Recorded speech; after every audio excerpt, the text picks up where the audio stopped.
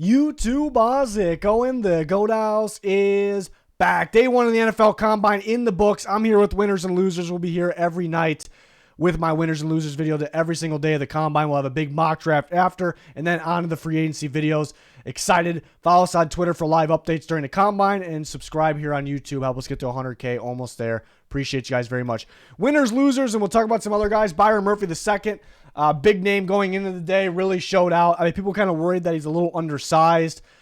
They want him to be a little taller than 6 feet. Want him to weigh a little, based on his play style, weigh a little bit more than 297. I'm not really worried about it. Where I would be worried if he was lacking length, plenty long enough, measured in well, at the Combine here, and then tested very, very well. Showed out in the on-field drills as well. 487's great. Before the Combine, I was a lot higher on him but it felt like Texans pick at 23 was probably the latest he was going to go. I really think, maybe some will disagree, but I really think he's got to go top 13. I look at the Raiders pick at 13. I look at the Vikings at 11. I look at the Bears at 9. Some sweet spots there. I like the fit with the Chargers, kind of what they're looking for, but they pick at 5. Could they trade back? I think it's a decent opportunity, somewhat of an opportunity there. So Murphy, one of the better defensive players in this draft, really helped himself. And you factor in that we're not lacking talent in this draft on defense, but maybe there is a lack of top-tier talent. There's some. Murphy's one of them. But because there's not a long list of guys in that category, you jump on it. If you need a defensive guy, you go and get it. So he's got to go pretty early here. So Murphy, one of the studs of the day. Maybe the biggest winner for defensive tackles, Braden Fisk from Florida State. Super explosive, super athletic. Not just the testing numbers. We'll talk about we're going to talk about the testing numbers first, but there's a lot more than just that. And something else that's not listed here is his shuttle time. That the 20-yard shuttle kind of gets swept under the rug a little bit for some reason when it comes to when you're watching the Combine. It's an important drill and very important, more so for edge guys, but defensive linemen that get after quarterback helps a lot. And his number ended up being the 7th best in the history of defensive tackles at the Combine. That is something. 4.78 40, ridiculous. But not just the testing numbers. I mean, that's huge, but those are huge. But on-field drills, he was so smooth, so athletic. He looked like an edge, like how edge rushers, like those athletic edge rushers, how they move. If you would have thrown him in with the edge rushers, he would have looked apart. So love that. Senior Bowl, he showed out. And after the Senior Bowl, it's going like, all right, was he a late second, early, like a third round guy? Now he's a top 50, top 40 guy. And then after time passed, people stopped talking about him. They were talking about other defense. Like, obviously, I'm not talking about Byron Murphy and Johnny Newton. They're going to talk about those guys no matter. Those are the top guys. But the other guys around Fisk's range of the draft, they're starting to be talked about a little bit more, so he kind of got pushed down a little bit, but he's probably a top 50 guy, but he was locked in as a second round guy. Never saw mocks in the first round. After, he's got to be top 40. I almost put top 32. I could definitely see him going in the first round. Somebody's going to want to work with this guy, and he already had good play, good production at Western Michigan and Florida State. He's a guy that you're not just going to line up at your traditional D tackle spot over the guard. You're going to put him at 3 technique. You're going to put him over the tackle. Perhaps we're not going to see him outside the tackle, but I can definitely see him playing all those alignments. I can see him kind of being a surprise first round pick. Maybe it won't be that much of a surprise anymore. So one of the biggest winners of the day. And then Rook Oro from Clemson, one of the names of the draft. Juiced up, really how he's built, the frame, pretty solid at Clemson. They moved him around a bit, slightly, I guess, not a whole lot. Over the tackle at times, for a defensive tackle, I suppose, to move around a bit, but tested very well, very explosive across the board. So he really stood out to me. I thought he needed that. He was a guy that was probably a 4th round pick. Maybe people talked about him late 3rd, but it feels pretty firm. I think he's gonna go in the 3rd round. That's really where he's at. I wouldn't be a complete shocker if he went late 2nd. I'm not counting on it. Late 2nd, probably the ceiling. Very early 4th is probably the floor. I really feel good about him in the 3rd round.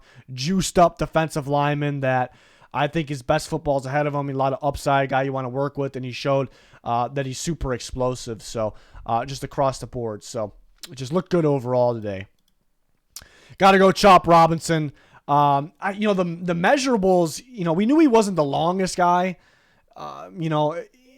in the world, and it was a little underwhelming, though, the length. I was actually a little shorter than I would like, and length is pretty big when it comes to pass rushers. I guess it didn't matter a ton, for in terms of the size. Yeah, I guess what his former teammate Micah Parsons, or when Micah Parsons was at Penn State, actually, but because Chop Robinson actually started at Maryland, made his way to Penn State. His knock is he hasn't, not the lengthiest guy, he hasn't been super productive, but if you have to actually watch, he's more disruptive than the stats show. He's also dropped in coverage a bit. I said it before, like, he has the best get off I've seen, like, as good as it gets. Like, if there was a grading scale from just football players, not just prospects, football players, in terms of getting off the ball, getting off the snap, like, he would be the highest possible on the scale. It's ridiculous. That's big. I don't think you can coach those things. And then he comes out here and runs a 4.48, and he's super 10.8 broad is ridiculous. The 10-yard split's ridiculous. Perfect world, yeah. Maybe he measured in longer arm length. But I mean, if you go out there and you run 4.48 as a pass rusher, that he's 254 is kind of. I mean, he's juiced up too, kind of built for today. That used to be tiny, I guess, for pass rushers, but today that's actually, some of these other pass rushers are in the 240s. There's some that are a lot bigger than that too, but we're talking about like the best ones. That 4.48 at 254 is ridiculous. And you factor in his get off, his explosiveness. The broad jump really shows that as well. Before easily top, like a for sure first round lock, but you see him being mocked down at the Niners, the Chiefs, the Bills, the Lions, range like that. I mocked him earlier in that, but I've been a big Robinson fan. But yeah, now I think he's a lock to go in the top 23. We talk about the 23rd pick, and the Texans kind of possibly looking for a defensive lineman. I definitely think, I almost put it even further up than that. I definitely think he goes earlier than 23, like for sure. Like he can surprise. I think he could surprise. I think Dallas Turner, we'll talk about Dallas Turner, is the first pass rusher taken. I'm pretty confident with that. I think people are expecting Verse and Latu to be next. I would say not so fast. I think Robinson could be the second pass rusher taken. Not a guarantee by any means, but it's definitely possible. And then next, you got Jayx Hunt from Houston Christian, a guy that just wasn't on my radar, as you can tell, going into the combine. So he gets an invite for a reason. And this is what the combine's all about. There's those people that always go like, okay, he ran a fast 40, he jumped really high. I don't really care. And that stuff definitely you should care. It does matter because it's athletes win in this league, and more now than ever, really. But this is what the combine's all about, because this guy gets put on people's radar now because he's a freak athlete. I mean the 4.64 is great. 10.8 broad jump, 37.5 vertical, ridiculous. Like freak.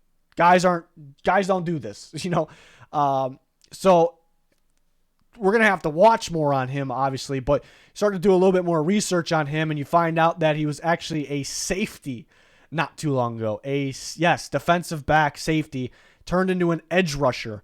Don't hear that. You hear linebacker, like off-ball linebacker, so turned into an edge rusher. Freaky dude, productive, seems to fit that edge, position, really, even coming from safety is surprising. Gets an invite to the combine for a reason.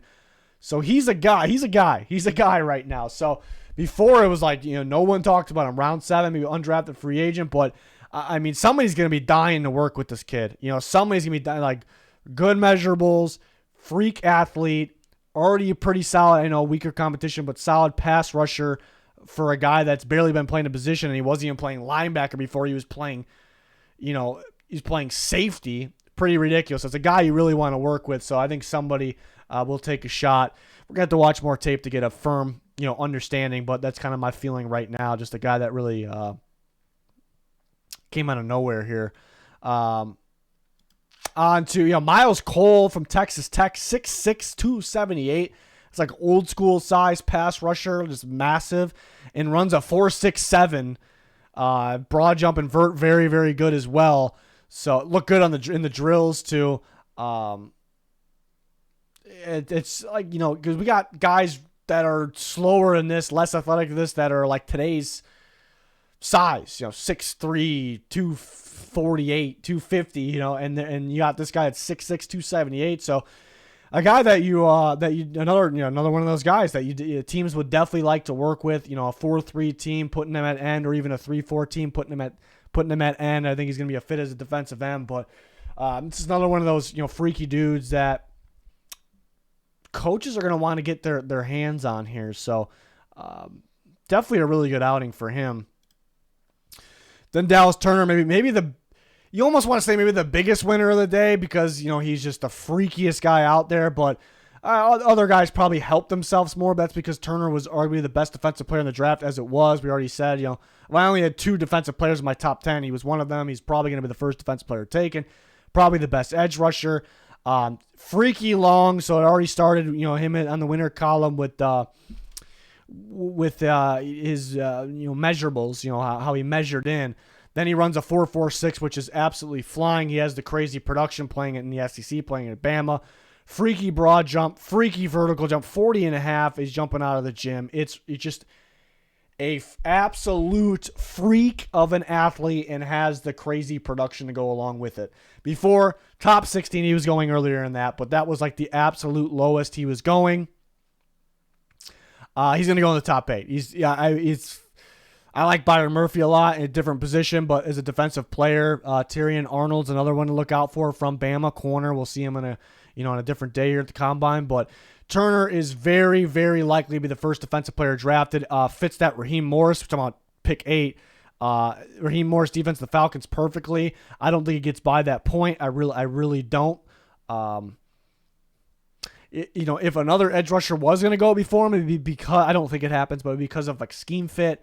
Probably goes to a 3-4 team, while some of the other guys could be 4-3 guys. But I'm just taking the best pass rusher. If I'm looking for a pass rusher, especially today's game, just go get the best, most explosive athlete that also can get after the quarterback. Big day for one of probably the biggest star out there in Dallas Turner from Alabama. Definitely showed it on the field as well. Payton Wilson, one of the known linebackers, I suppose, from NC State, was extremely productive, was one of the better defensive players in college football this year. We know he's long, 6'4", runs a blazing 4.43. I knew he was fast. That was a little faster than I thought. I thought maybe he can get pushed into the 4.48. 4.43 is absolutely flying, and just a really good athlete overall. He was starting to slip down a little bit. Nobody's really mocking linebackers in the first anymore. If they did, it was Edgerrin Cooper, who had a decent day as well. It felt like Wilson was a second-round guy. A couple other guys. Some people have Junior Colson ahead of him. A couple other guys kind of in that conversation. But got to go top 40. Linebackers are getting more and more athletic. Their play style and their look and their feel is more and more like safeties each and every day. And here you have another one, so I think, and I said this before too, if Jack Campbell has more of a build to him, he's a little wider, but there's some similarities in their play styles, really sound in coverage.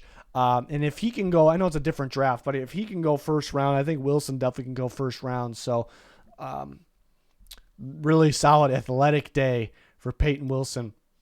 Trevon Wallace, honestly, maybe the biggest name of the day was Dallas Turner, and then Braden Fisk is up there too with the name and how he did.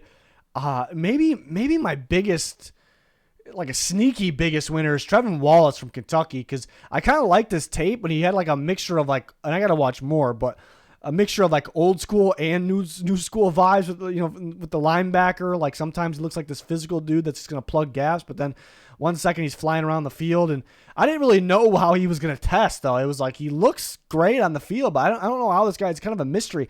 And he went out there and dominated 4.51. It's great for a linebacker, and he has a physical play style at times too, and a 10.7. I mean, these are explosive numbers. 37.5. I thought he looked great in the drills too. Looked really smooth. I had my eye on him. Soon as I saw the explosive drills, the leaps numbers, I'm like, okay, I'm gonna have to really focus on this guy here because I'm liking it. Got a feeling here. Kind of tough to say what he was. Nobody was really talking about him too much, but he's a solid linebacker. Could have went round 4, round 5. I think he'd go round 3. There's a lot to like about him. I think a lot of people will have different opinions. I think people will be all over the place with him, but maybe one of the bigger, maybe he's not the longest guy. He's plenty lengthy enough to me. 6'1" doesn't look like it, but the arm length was there. I thought that was one of the sneaky biggest winner perhaps on the day. And then some more guys I do want to talk about, and we have some stock neutrals that I just want to talk about those guys. But some from the defensive tackles, the LSU guys, which I expected to be pretty solid. I think people have been sleeping on these guys. Mekhi Wingo, very athletic. I love the 10-yard split number. I love how smooth he was in the drills. Like those are important things. Pretty good at LSU this year, especially right from the get-go in that Florida State game. He's undersized. Like he's got like a build to him, I suppose, like, buff guy, but that was kind of his problem. He's undersized, and you can see him like running the drills. Like this guy's, he's definitely on the smaller side, but then you put it, Kalijah Cansey had freaky production, but so that's the thing for Wingo. He looks undersized as well, but he's good. He's a good ball player, and he tested better than expected. Mason Smith's huge, absolutely huge. He's a freaky dude, moved around better than a guy that big should, and tested better than that guy that big, should. Was a top recruit. Got to put it together fully. Got to stay healthy as well. But because he's such a big dude and he tested pretty well, I thought, stock up. Devondre Sweat, weighing as much as he does, and being that true nose tackle at the next level, I thought he looked pretty good. 5'2", 7 isn't the fastest 40 time, it's slow 40 time, but for him, for that being that big, you expect him to be by far the slowest guy out there, and he wasn't. That's a pretty good time for him. We're not going to go crazy about it, because we're not going to sit here and say, it's a weekend of the athletic freaks, and he's not one of those guys, but it's still impressive for how big he is. Javonte Jean-Baptiste from Notre Dame, Ohio State, then Notre Dame, so a pretty good collection of teams there he played for. Apparently, besides the point, but apparently he had this a stomach thing all night, like food poisoning, and then he still did the full workout. It tested very, very well. Good 40, good broad jump, good vertical, looked pretty good on the drills. So that made me want to put him on the big, like the guys we already talked about. But the knock on him has been, you got to put on weight, got to be a little stronger. He does play a lot stronger than, his weight. Pretty good in run support for Notre Dame this year too. So he does play bigger, but that was kind of the issue. And then he weighed in at 239, which is really small for an edge rusher. But I guess he was up all night throwing up. So weird situation. So I guess maybe he lost weight from that. I've heard of people losing, at least a few pounds from doing that. So maybe that's it. But that's the thing, though. That's why maybe we can't put him on the ultimate winners column, because the knock on him is kind of still the knock. Western Michigan edge, Marshawn Keelan. Slight stock up. Really, it's based off. He looked the part throughout the day, looked pretty solid. He's a bigger pass rusher, but really what gets him on here, I hate putting guys on a list like this from one work. It's more than one workout, again, but the shuttle is so big, the 20-yard shuttle for pass rushers, for edge rushers. Like, the guys with elite times in NFL history are the elite or the big-time pass rushers. And he ran a crazy, 4.18 is what it was, and that's an elite number. And he's a big dude, a big pass rusher too, so that's something. It's something. So maybe a guy to watch if you haven't. See if you can see that on tape. Some big name guys that I just really want to talk about. Leatu Latu from UCLA, one of the first round pass rushers. I thought he looked really smooth on field drills, and I thought the 40 was a little faster, and I thought a little bit faster, pretty good time. He was the explosion drills, which are the broad and the vertical. Those matter to me. It just shows how explosive you are. He was a little bit lacking in those categories. He's not, but I thought he was like maybe the smoothest pass rusher out there in the drills, and he ran a pretty good 40. So overall, there's some good things.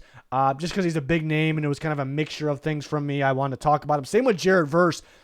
He was about to be a major winner for me, actually, because I've probably been a little bit lower on Verse than most people, even though I think he's a great player. I love that he shows up in big moments. Love that. He was good in Albany. He was good the last 2 years at Florida State. So obviously a great football player. But But yeah, my issue was he plays really tight, like really tight. He was getting comparisons to Will Anderson. I think people aren't saying he's as good as Will Anderson, but getting comparisons there. But Anderson's a lot smoother, a lot more flexible, just better too. But that was my thing with Verse. He plays so tight, so like a lot of it's just like I'm just a ball of energy, ball like just going straight like my motor and going bull rush. Like that's really what he is. He has productions, he's explosive, but because so that was kind of my issue, and I thought he was lacking length. He kind of plays like lacking length. Then he measured in, he was definitely longer than I thought he was going to be, so that's already a win. Then in the explosion drills, in the 40, that's great. And so I'm like, okay, all this is better than expected. Like, is it far better than expected? No. Like, you could see he could run, like he could jump. He's an athlete, but it's better than expected. But then in the drills, he pop back up. Like, kind of my negative on him is that he's tight. Like, he's not as flexible as you want your, if we're talking like a top 10 pick, a top 15 pick as your pass rushers, he's tight. Like, and he's not, again, the flexibility, and it showed a lot. Like, his drills were not good. So that's where I'm at with him. Like, he was about to be a massive winner, and then it kind of showed the negative kind of came out, out again. And then Xavier Thomas, I want to talk about from Clemson, because he was athletic, good numbers. He's a good football player. He's a really good football player. Where you're hearing him being talked about like third, fourth, maybe fifth round, isn't because he's lacking talent, actually. Is he as talented as Jared Verse, Latu? No. So I'm not saying, I'm not about to say that. But he, it feels like he's been at Clemson forever. He was a top recruit coming in. He just couldn't get or really stay on the field because of durability concerns. He runs a 40. He's, making faces. He's holding his leg. I'm like, here we go. And then he runs another one, and he's doing the same thing even more. So it doesn't help. Like, his negative is kind of standing out, in the spotlight there. But he's got a good tape. He's good. He's got all the potential in the world. He was athletic. He showed that. But it's kind of that same thing. And a couple stock downs, which I don't focus on the stock down too much. And overall, it was a good day. There really wasn't too many, I would say, stock down. It's an interesting one. So you're going to have to hear me out on the stock down for Darius Robinson from Missouri, who was a major stock up from the Senior Bowl.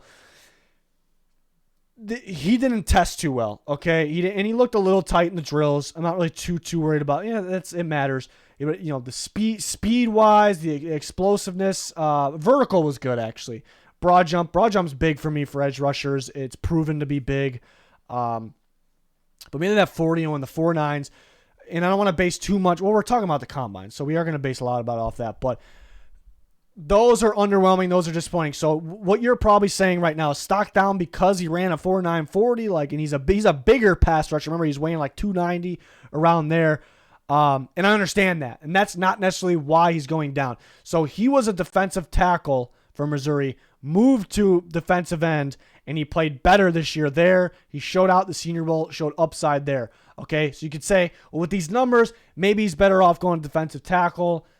Yeah, but that's not, he looked better as a defensive end, and that's where everyone saw him at the Senior Bowl, and that's what teams want to do with them, So I think it's stocked down, not necessarily specifically because of the numbers, but it's going to kind of get in teams' heads like, God, what do we want to do with him? What do we want to do with him? His like athletic profile says back to D tackle.